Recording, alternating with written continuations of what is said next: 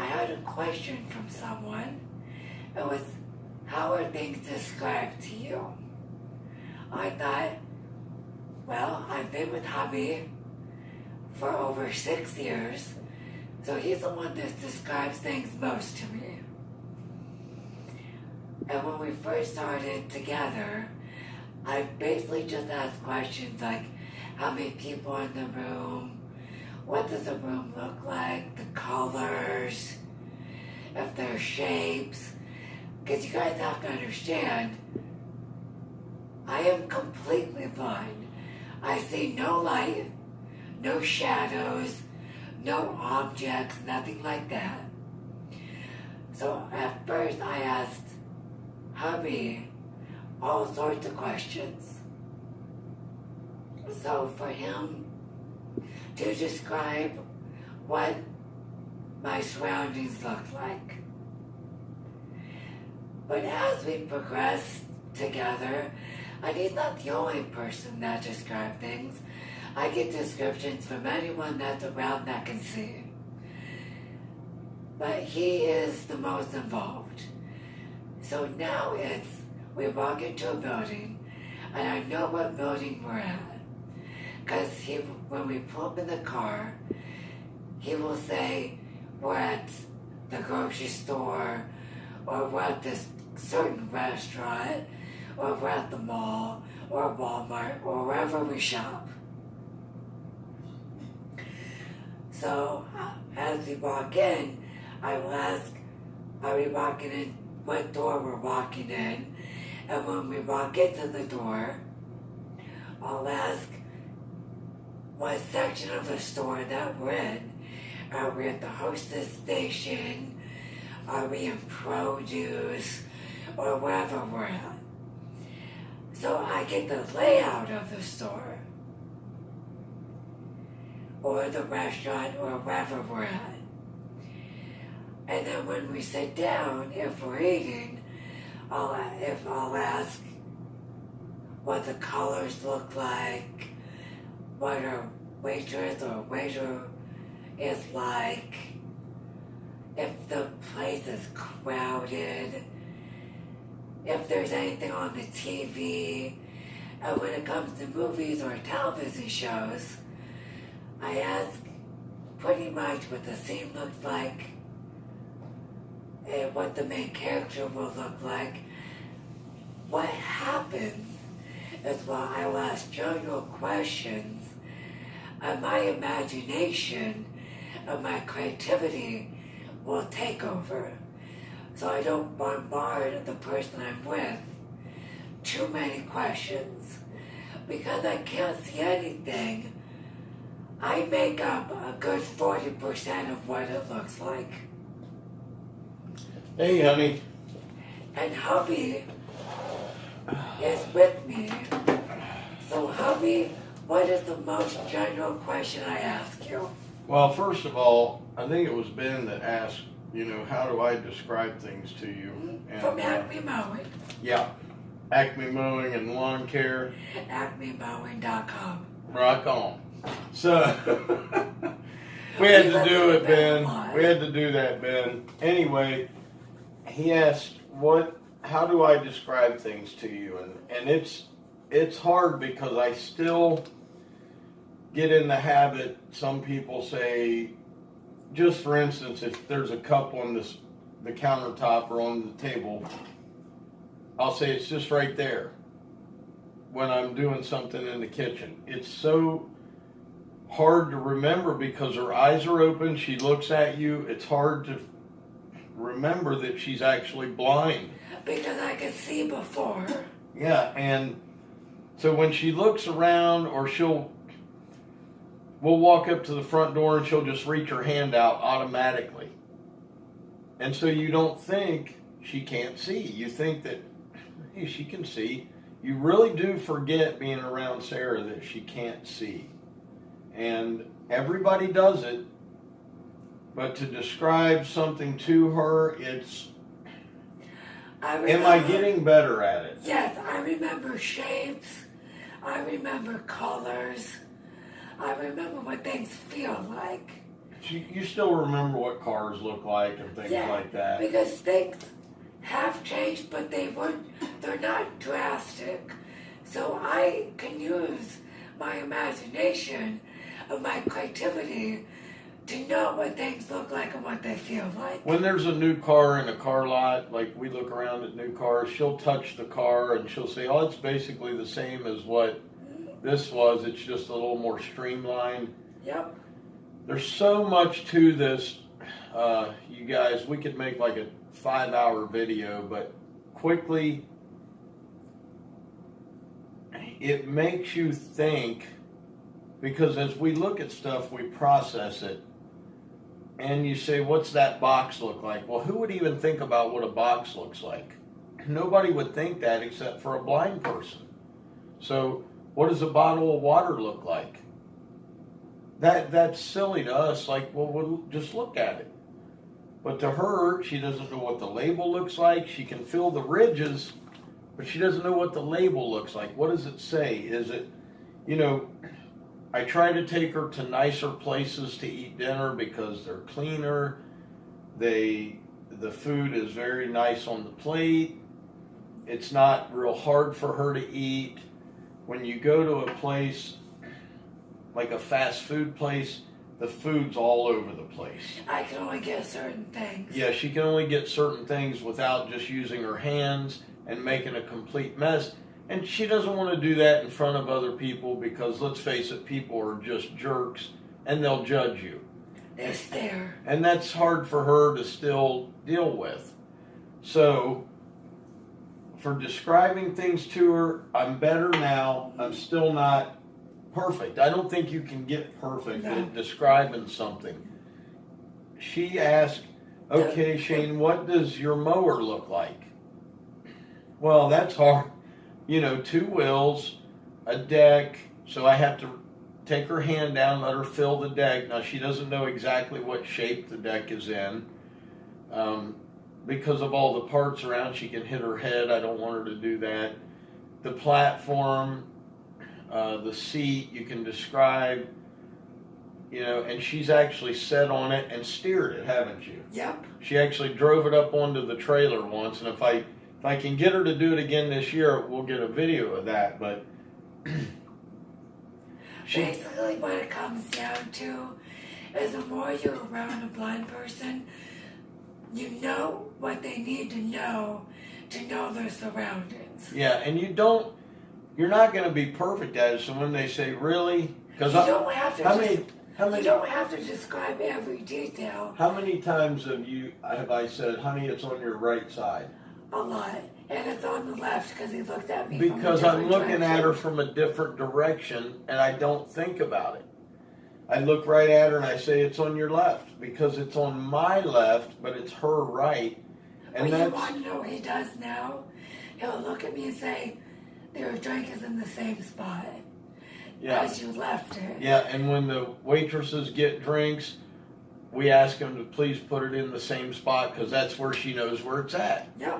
And most are really, really awesome with her. Yep. You do have people that, for whatever reason, don't take their time. They don't care. They're in a hurry. We get it. But as far as clothing and stuff, she sticks to a lot of solid collars. Unless I say, I'll take her finger and I'll trace out the design on the shirt and she'll say, well, that's pretty. I like that. And we try to stick to fashions that are more her age.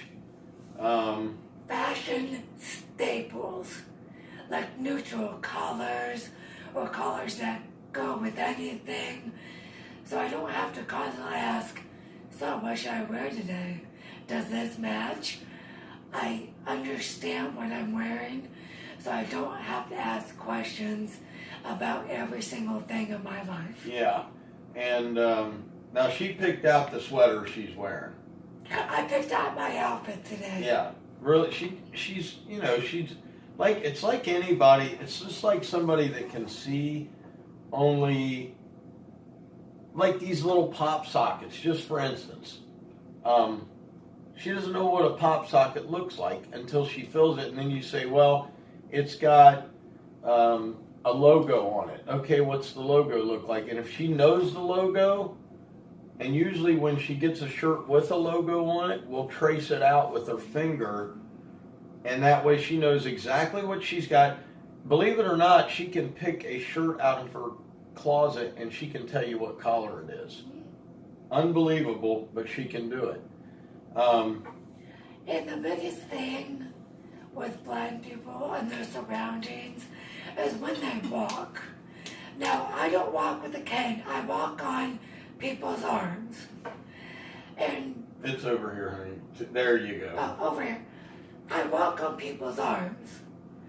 So when I do, they tell me there's a ridge coming up where I can trip on. Yeah, you kind of have to or be. Or there's stairs coming so I don't fall down. Or a pothole, or because we jog together actually. Yep.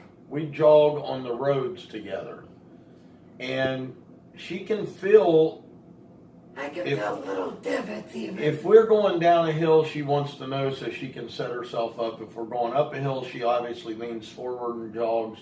But you kind of just guide her. As you go, she goes.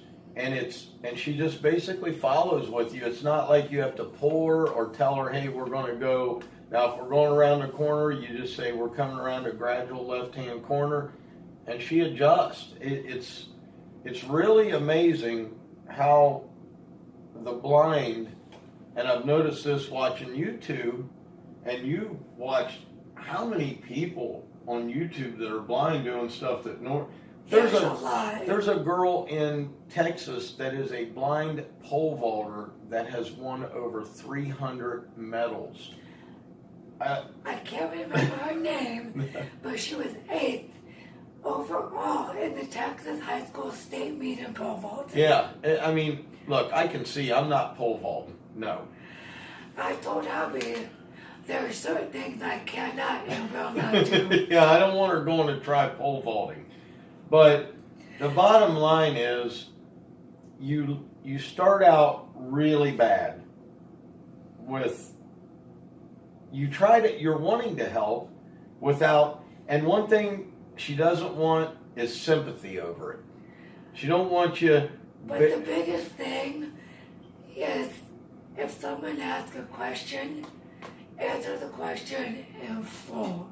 Don't be vague, because then the blind person will just ask another question, and you might have to repeat yourself, and you'll get frustrated. Exactly. It's something you have to learn. I learn every day. There's times when we're talking to groups of friends, and I just kind of wander off talking to someone else, and I leave her there. Not because I forgot her, it's just because she's got her eyes open, she's talking, you're thinking, oh, she's got it, she's got this. But it's an everyday learning process.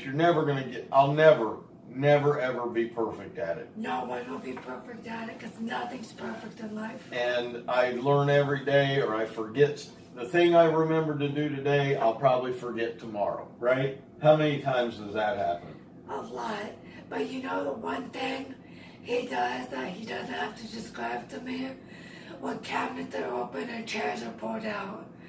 Never have to worry about him describing it to me, because he always pushes it in. Yeah, that's one thing that's important. Drawers, cabinets, if you're around a blind person, because they obviously can't.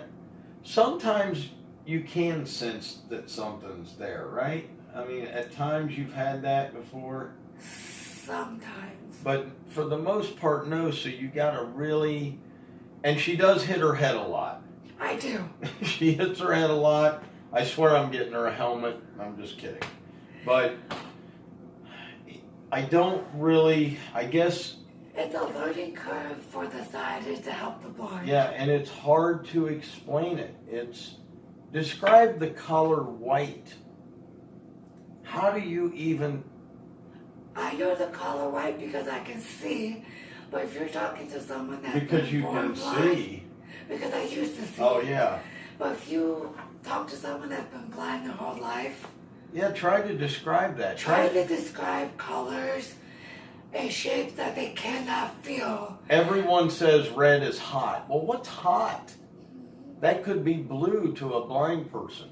You don't know. I mean, it could, and it's very, the first year we were together was the most difficult.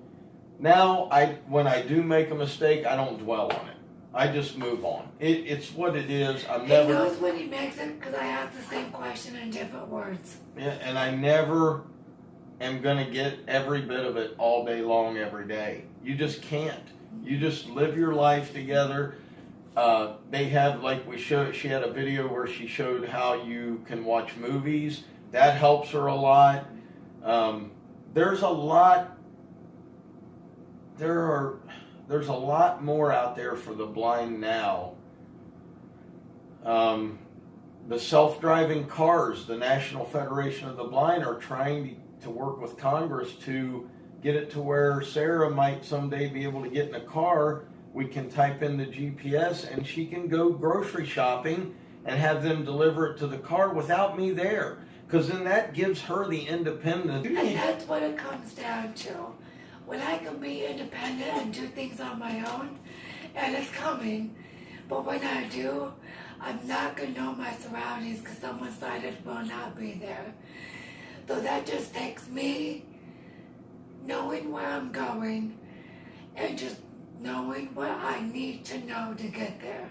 But you have much more freedom now than you had 8 years ago. Mm-hmm. And she stays home while I go out mowing. She does laundry. She does dishes. She watches her TV shows. She knows what channels they're on. Because we've been living in this house for over 3 years, so I know pretty well my surroundings. Yeah, she knows where things are that I don't know where they are. So you just work together. If you know somebody that's blind, if you don't, I would really suggest you go try to volunteer someplace where people are blind, just to get the feel of it, because you never know when it's going to happen to you. Sudden blindness happens. She did a video on the statistics of the blind. I mean, folks, you can go blind any time in your life. If you have undetected diabetes, that's what happened to my cousin. She did not know she had diabetes. She passed out. She woke up half hour later completely blind in the dark for the rest of her life. So if you have someone that's visually impaired, talk to them and see what they need to know about their surroundings. If you don't, like hubby said, volunteer. You can learn a lot from the blind because we do things a little differently than the sighted. Yeah, absolutely. And don't take your eyesight for granted. Now, Sarah's eyes are perfect. Mm-hmm. They're fine. We take her to an eye doctor. The only difference is her optic nerve doesn't give blood flow to the back, excuse me, of the eye. If that does ever come about, then she can see again. But right now it doesn't. And unless they find, and they are working on that specific problem, but it takes a long time. She was a scientist. She knows that. Right? Yep. And you would be amazed at what blind people could do that you and I can't do. Don't sell them short. Don't sell anybody with a disability short. We went to a restaurant just a couple weeks ago. No kidding. The girl was born with one finger on each hand. One finger. And she's coming around getting our drinks and taking care of our meal like it was nobody's business. And we were like, how do you do that? And she's like, I just get used to it. My wife works. She's a massage therapist. You have to go to school for that, okay? So you do take tests. So everyone, just maybe be a little bit more aware of your surroundings and sit there while you're watching TV how you would describe it to someone. Because maybe that will make you more aware of what's going on in your movie or in your environment and your surroundings at which you live. So you may want to maybe describe something to your spouse if they close their eyes. Maybe listen to music with your eyes closed. Maybe try to cook dinner without looking at what you're doing. Blindfold yourself. Yeah. Just maybe don't take for granted your eyesight, because one day it could be gone, and then you will have to have someone describe things to you, and you'll want to know what they look like, and you'll have to know the questions you want to ask. So just remember, no sight, no problem. Thanks for watching.